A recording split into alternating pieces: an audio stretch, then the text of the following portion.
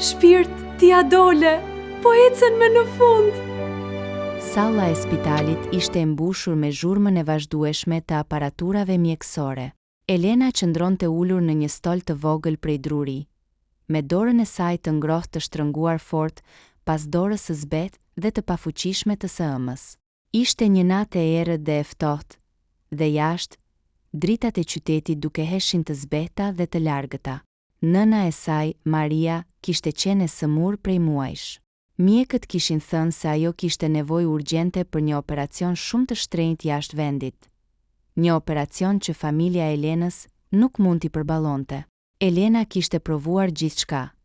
Kishte marrë kredi, kishte kërkuar ndihmë nga të afërmit, kishte shitur gjithçka që kishte vlerë, por asgjë nuk kishte qenë e mjaftueshme. Një ditë, një njeri i panjohur kishte ardhur në spital. Ai ishte një njeri i moshuar, me një fytyrë të ashpër dhe një zë të ftohtë.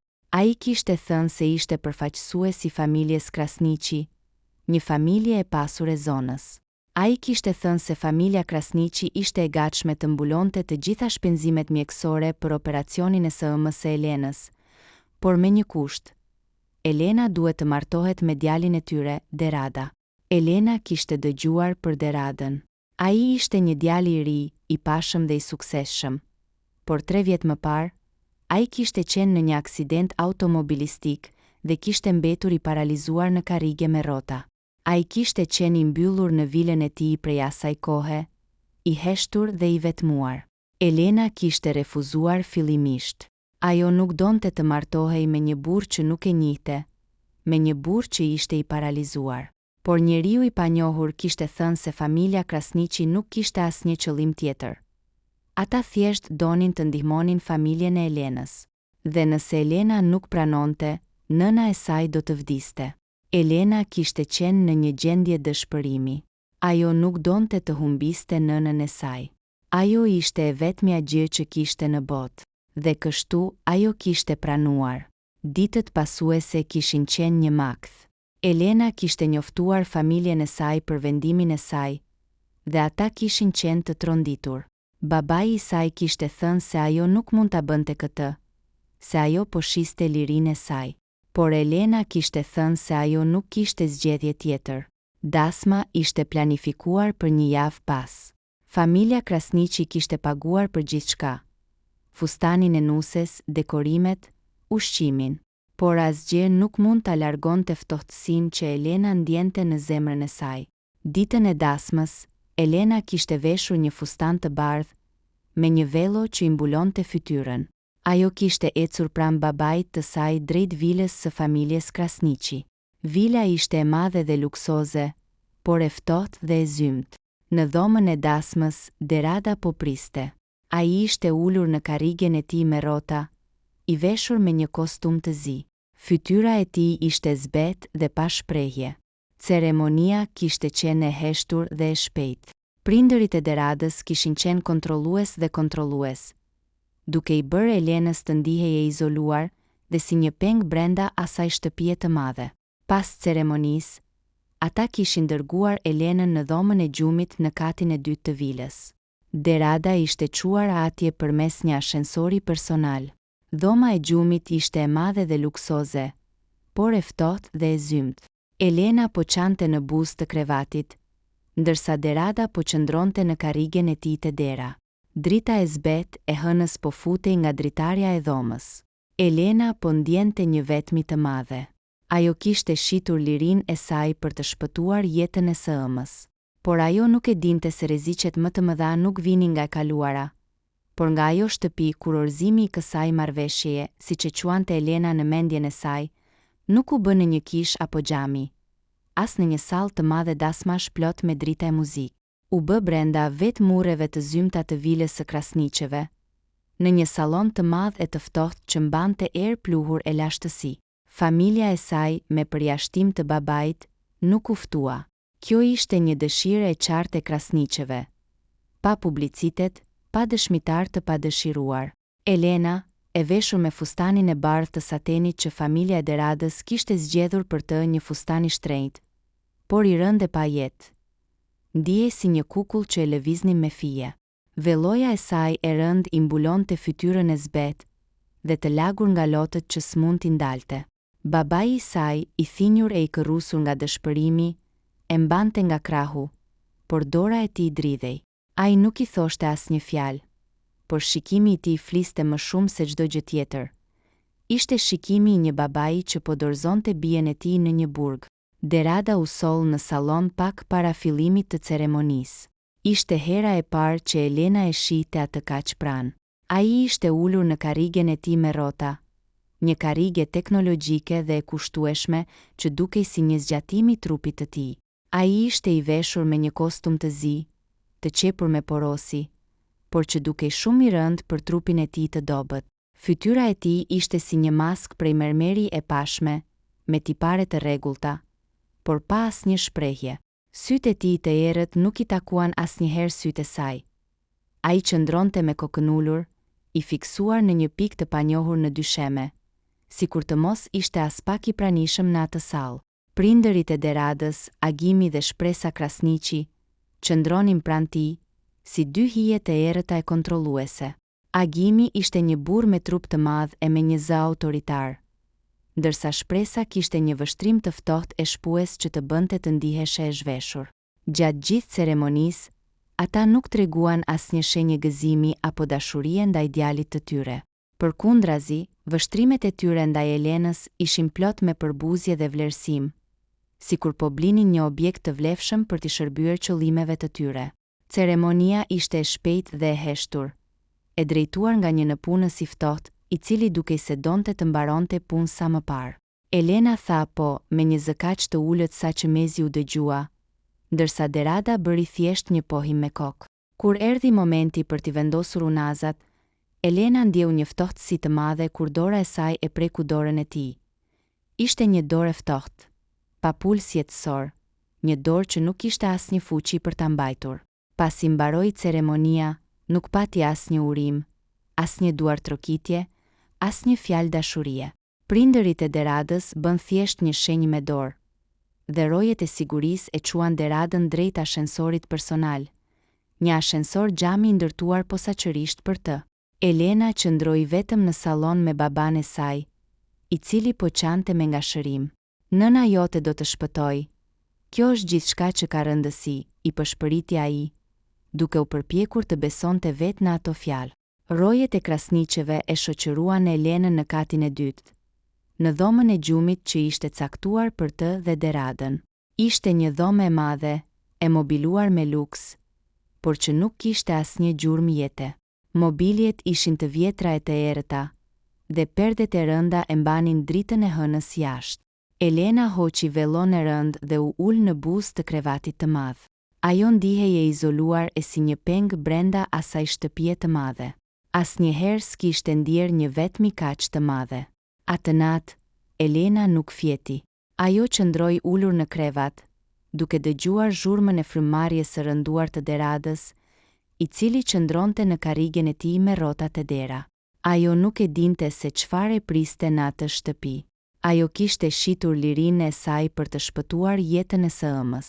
Por ajo nuk e dinte se rreziqet më të mëdha nuk vinin nga e kaluara, por nga ajo shtëpi nata po thellohej dhe heshtja brenda asaj dhome luksoze, por të ftohtë, ishte thuajse mbytëse. Ora e madhe e murit, me një tik-tak të ngadalte ritmik, duke sikur numëronte sekondat e një dënimi të pafundëm. Elena qëndronte ende ulur në buzë të krevatit të gjerë, me fustanin e saj të satenit që I peshonte mbi supe si një këmishë e hekurt. Fytyra e saj ishte mbuluar me gjurmët e lehta të lotëve të tharë, ndërsa sytë e saj të lodhur fiksoheshin te drita e zbet, e hënës që mezi depërtonte nga anët e perdeve të rënda të kadifes. Në krahun tjetër të dhomës, te qoshi pranë derës së madhe prej druri, qëndronte Derada. Ai kishte mbetur I palëvizur në karrigen e tij me rrota që nga momenti kur rojet e kishin sjellë në dhomë. Kokën e mbante lehtësisht të anuar, sytë e mbyllur dhe trupi I tij duke krejtësisht I pafuqishëm, si një hije e mbetur pa jetë. Elena e shikonte me një përzierje dhimbjeje dhe frike. Ai ishte burri I saj tani, prapse prap ishte një I huaj që përfaqësonte burgun e saj. Papritur, jashtë në korridor u dëgjuan hapat e rënd të Agimit, dhe zëri i ftohtë i shpresës që po diskutonin diçka me zë të ulët. Dera e goditjes sa ashensorit ushtoi kur ata zbritën në katin e parë.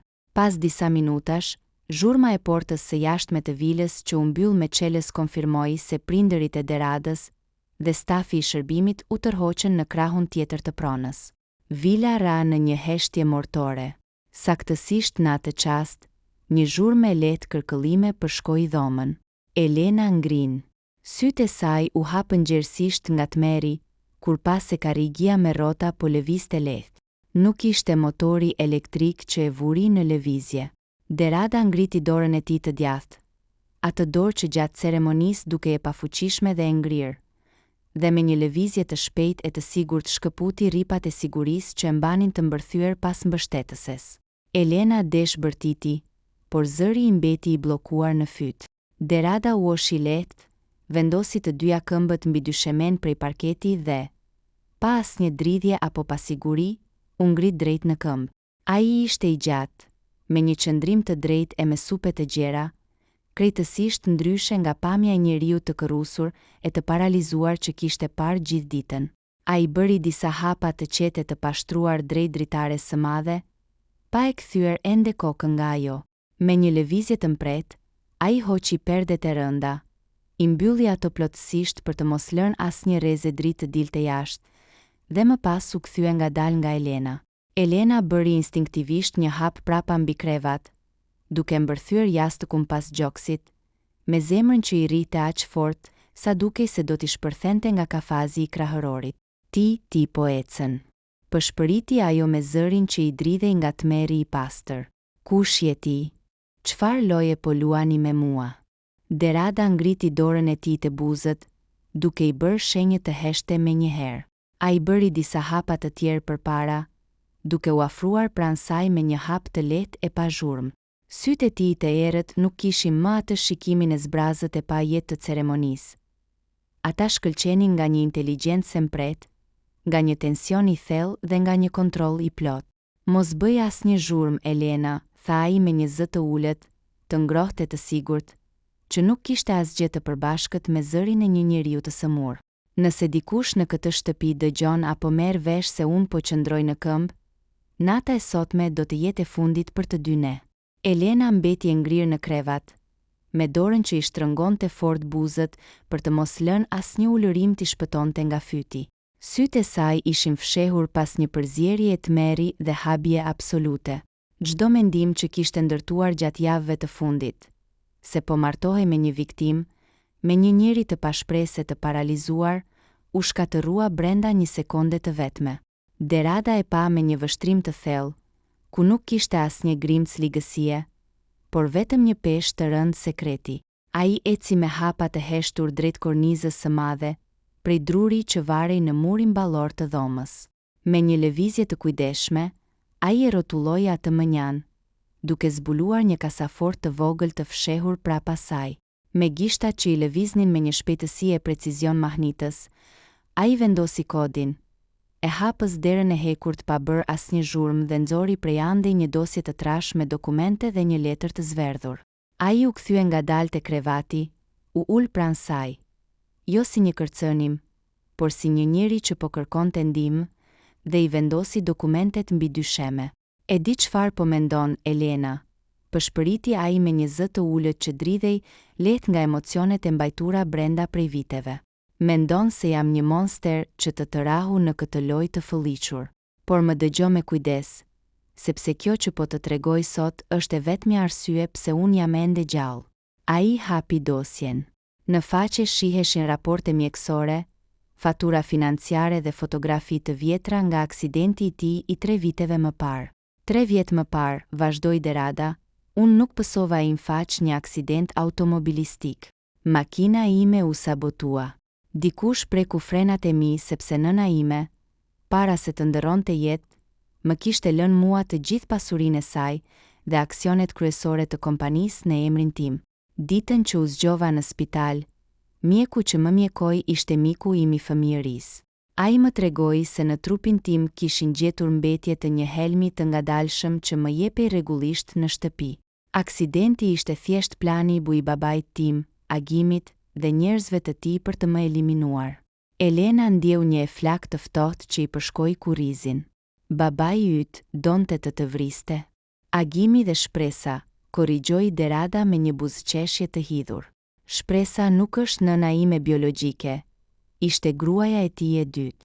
Ata donin të merrnin të gjithë pasurinë që nëna ime kishte siguruar për mua.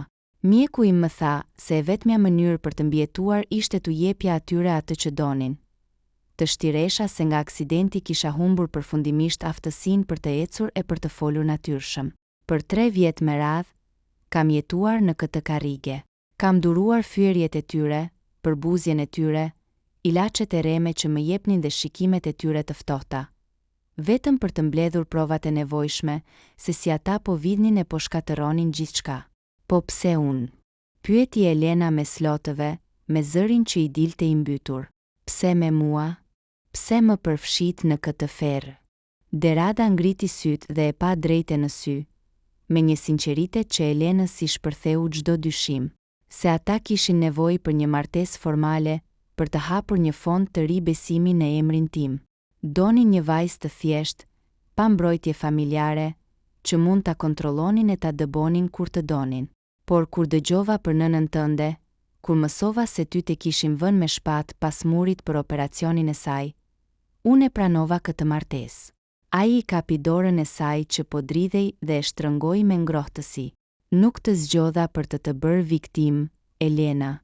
Të zgjodha sepse e dija që ti ishe e vetmja e pafajshme në këtë histori. Parat për operacionin e nënës tënde janë transferuar tashmë nga llogaria ime personale, jo nga e tyre. Nesër ajo do të fluturoj drejt Gjermanisë. Unë e pagova çmimin e lirisë sate, por tani kam nevojë për ndihmën tënde për të mbyllur këtë makt për gjithmonë. Elena mbeti pa frymë. Në mes të asaj dhome të errët e të ftohtë, ajo kuptoi se nuk ishte mbyllur me një përbindësh, por me një njeri që kishte sakrifikuar gjithçka për të mbijetuar në mes të ujqërve. Dhe për herë të parë pas shumë kohësh, frika në zemrën e saj ja la vendin një aleance të re e të fuqishme. Elena ndjeu një lehtësim të jashtëzakonshëm duke ditur se operacioni i nënës ishte siguruar, por tmerri i historisë së Deradës ende i rëndonte në shpirt. Ajo e kuptoi se nuk kishte më kthim prapa. Ajo ishte bërë pjesë e një lufte për jetë a vdekje brenda mureve të asaj vile luksoze. Nuk kam zgjedhje tjetër, tha Elena me një zë të fortë e të sigurt, duke shtrënguar dorën e Deradës. Ata shfrytëzuan dëshpërimin tim për të na shkatëruar të dyve. Tani është koha që ata të paguajnë. Derada buzëqeshi lehtë, një buzëqeshje që nuk ishte më e hidhur, por plot me shpresë dhe vendosmëri. E dija që do të zgjidhja ty, Elena. Tani dëgjo me kujdes planin. Gjatë javëve të ardhshme, Elena dhe Derada luajtën rolet e tyre në mënyrë të përsosur. Për botën e jashtme, Elena ishte nusja e përkushtuar që kujdesej për burrin e saj të paralizuar, ndërsa Derada qëndronte i palëvizur në karrigen e tij me rrota, duke i lënë prindërit e tij të besonin se kontrolli i tyre ishte absolut. Por në fshehtësi, në dhomën e tyre të gjumit, ata po mblidhnin copëzat e fundit të puzlejt të tyre të drejtësisë. Elena, duke përdorur besimin që Agimi dhe Shpresa kishin krijuar tek ajo si një vajzë e thjeshtë e pafuqishme, filloi të grumbullonte dokumente, fatura financiare dhe bisedat e incizuara që vërtetonin vjedhjen, mashtrimin dhe madje edhe sabotimin e makinës së Deradës. Ajo i dorëzonte këto prova tek mjeku i Deradës, i cili po punonte në fshehtësi me autoritetet polikore për të ndërtuar një rast të fortë kundër Agimit dhe Shpresës. Ndërkohë, lajmet nga Gjermania ishin të mrekullueshme. Operacioni i nënës së Elenës kishte qenë një sukses i plot, dhe ajo po shërohej shpejt. Kjo i dha Elenës forcë dhe guxim për të vazhduar lojën e rrezikshme që po luante. Dita e gjykimit erdhi i papritur. Agimi dhe Shpresa, duke u ndier të sigurt në pushtetin e tyre, po organizonin një festë të madhe për të shënuar hapjen e fondit të ri të besimit në emrin e Deradës. Por saktësisht në momentin kur ata po festonin fitoren e tyre, dritat e makinave të policisë në oborin e vilës shkatëruan atmosferën. Oficerët e policisë hynë me forcë në vilë, duke treguar urdhrat e arrestit për Agimin dhe Shpresën. Ata u akuzuan për mashtrim, vjedhje, manipulim të provave dhe tentativë vrasjeje. Elena dhe Derada ecin bashk drejt policëve, duke treguar dokumentet dhe provat që kishin mbledhur me aq mund dhe sakrificë. Fytyrat e agimit dhe shpresës u zbehen nga tmerri e paniku, kur kuptuan se perandoria e tyre renave u shemb brenda pak minutash. Ata u arrestuan dhe u dërguan në polici, duke lënë vilën në një heshtje mortore. Gjëja më trondit se ndodhi kur Derada, duke parë policët që po tërheqnin prindërit e tij drejt makinës zyrtare, bëri disa hapa të qetë drejt tyre. Me një zë të prerë e autoritar, ai I tha agimit dhe shpresës: parat mund të blinin heshtjen e njerëzve për një kohë të caktuar dhe mund të ndërtonin fasada luksie, por e vërteta gjen gjithmonë rrugën e saj për të dalë në dritë, edhe nëse duhet të pres vitet më të vështira për ta bërë këtë. Në atë moment, Elena dhe Derada kuptuan se sakrifica më e madhe e jetës së tyre I çoi pikërisht aty ku e vërteta dhe shpëtimi I prisnin. Ata kishin fituar jo vetëm drejtësinë, por edhe lirinë e tyre dhe dashurinë e vërtetë që filloi si një martesë me detyrim. Elena dhe Derada ecin bashk drejt spitalit ku nëna e saj sapo ka përfunduar me sukses operacionin, duke ditur se ardhmja e tyre ishte plot me shpresë dhe lumturi. Ata kishin treguar se dashuria dhe e vërteta janë më të fuqishme, se çdo perandori I parash dhe se drejtësia vihet gjithmonë në vend, pa marrë parasysh çmimin që duhet paguar.